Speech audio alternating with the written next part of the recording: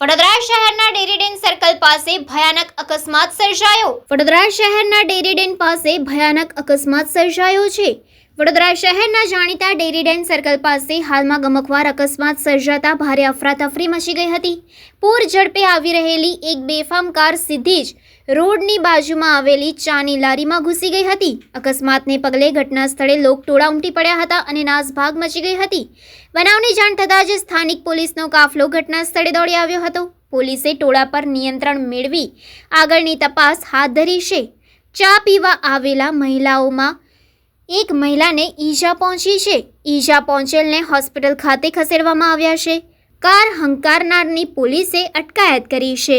मारने के बाद उसने सीधे सीधे लाके यहाँ पूरी गाड़ी इधर लारी के अंदर यहाँ बढ़ा गाड़ी स्पीड में ही थी, यानी बहुत स्पीड तो भी कोई सिंगल ही था गाड़ी के अंदर, नहीं जेंट्स था. अब वो तो अपने नहीं बोल सकते. तुरंत पुलिस आई और उन्होंने तुरंत आकर लेकर गए उनको. कितने लोगों को चोट लगी? बहुत लोगों को, क्योंकि वहाँ पे एक लड़की थी उसके नीचे दबा के हमारा एक कस्टमर था उसका पूरा सर्वर फट गया, सीने में लगा है. ये सब इतना नुकसान हुआ है.